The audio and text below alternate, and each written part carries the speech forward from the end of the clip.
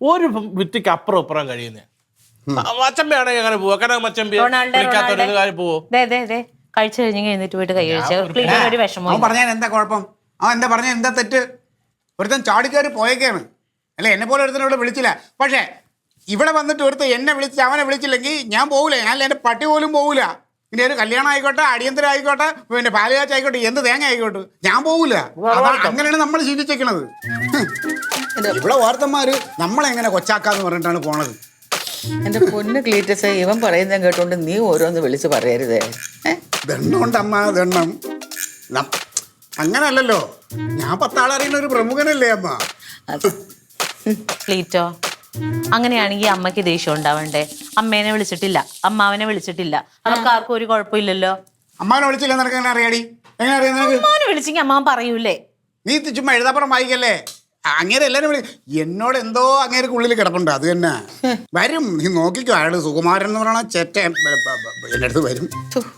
എന്റെ പൊന്ന് ക്ലീറ്റസ്, നമ്മളെ ഇഷ്ടമല്ലാത്തവരായിരിക്കും അവര് വിളിക്കാതിരുന്നത്. വിളിച്ചവര് പോകും, വിളിക്കാത്തവര് പോകത്തില്ല. അതിന് നീ ഇങ്ങനെ വെപ്രാളം കാണിക്കുന്ന തോന്നിന്. നിനക്ക് ഇത്രയൊക്കെ പ്രായമായില്ല, ഇത്തിരി പക്വതയൊക്കെ കാണിക്കണ്ടേ? ഇത് വേണേ പോയി ആ പുളിമുളക് ഞോണ്ടി വെച്ചിട്ട് ഇങ്ങോട്ട് എടുത്തോടുവാ.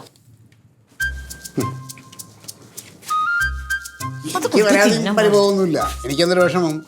തയ്യക്കട്ടെ, നീ പറഞ്ഞത് എന്നാണ് അവർ പ്ലാൻ ചെയ്യുന്ന ഡേറ്റ്? ഞാൻ വിളിച്ചു ചോദിച്ചപ്പോ അവര് നാളെ നോക്കിയപ്പോ 22 അങ്ങാണ്ട് വരും. 22-ാം തീയതി. 22-ാ? നീ അതെ നോട്ടീസ് ഇത്തിരി വലിപ്പത്തിൽ അടിച്ചോളാൻ പറ. പൈസ ഞാൻ കൊടുത്തോളാം. പുളിമുളക് എവിടെയാടി? അത് കിട്ടിയില്ല അമ്മേ, ഞാൻ നോക്കി. അതവിടെ ഞാൻ എവിടെ ഉണ്ടാക്കി വെച്ചിരിക്കല്ലേ? അമ്മാവൻ വന്ന് ചന്തയിൽ പോയിട്ട് വന്നു. അതെ, ചന്തയില് പോയിരുന്നു. ചീരയോട് നല്ല പൈസ കഴിക്ക്. അല്ല, ഞാൻ സദ്യ കഴിച്ചു. കല്യാണം ഉണ്ടായിരുന്നു. എവിടുന്ന്? അല്ല, ഈ മറ്റേ ഇപ്പൊ ഹോട്ടലിലൊക്കെ ഇപ്പൊ സദ്യ ആണല്ലോ. ഇലട്ടിട്ട് 3 തരം പായസമൊക്കെ ആയിട്ട് സദ്യ. പല ഹോട്ടലിലും ഇപ്പൊ സദ്യ. സദ്യ കിട്ടുന്ന ഹോട്ടലേതാണ്? അത് ഈ ധൃതിയിൽ നമ്മൾ ഭക്ഷണം കഴിക്കാൻ പോകുമ്പോ ഹോട്ടലിന്റെ പേരൊന്നും നോക്കിയില്ല. അത് സ്ഥലമില്ലേ? സ്ഥലം അറിയാലോ. അപ്പൊ എനിക്കറിയുന്ന സ്ഥലമൊക്കെ നിനക്കറിയോ? എന്തിനാ നീ സ്ഥലം അറിയണ്? നിനക്ക് ഇവിടെ ചോറുണ്ടല്ലോ, അങ്ങോട്ട് കൊട്ടിയാ മതി. ഞാൻ കഴിച്ച സ്ഥലം നീ എന്തിനാ അറിയണ്? ചോദിച്ചല്ലേ ഉള്ളൂ. അല്ല, നോക്കിയത് ഞാൻ എവിടെയൊക്കെ പോയി ഏത് ഹോട്ടലിൽ നിന്ന് കഴിക്കുന്നത് എന്നോട് പറഞ്ഞു. എന്തായാലും കഴിച്ചല്ലോ, അത്ര അറിഞ്ഞാൽ മതി. കനകൻ എപ്പോഴാ വരാന്ന് എന്തെങ്കിലും പറഞ്ഞു? അയ്യോ, പോലീസുകാരൻ ഒരു ഹോട്ടലിന്റെ ഉദ്ഘാടനത്തിന് പോയേക്കാ. ഞാൻ കണ്ടായിരുന്നു. അല്ല, അവൻ പോകുന്ന വഴിക്ക് ഞാൻ വഴിയിൽ വെച്ച് അവനെ കണ്ടായിരുന്നു. അവൻ ഇങ്ങനെ പോകുന്ന കാര്യം എന്നോട് പറഞ്ഞായിരുന്നു. അതെ, ഞാനെന്നാ കുറച്ചു നേരം കിടക്കട്ടെ. അമ്മാവൻ കിടക്കാൻ പോവാ? കുറച്ചു നേരം കിടന്ന് വെയിലറിയിട്ടാണ്ട് പോവാ. സദ്യ കഴിച്ചല്ലേ, നല്ല ക്ഷീണം കാണും.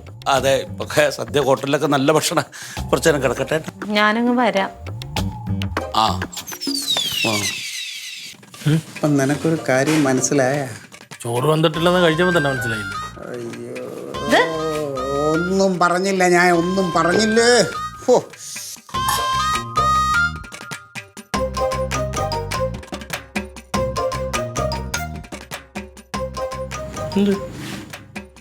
നോക്കിയത് എന്തോ പറയാൻ ഇങ്ങനെ വിമ്മിഷ്ടപ്പെട്ടിരിക്കണോണ്ട് നോക്കിയതാ.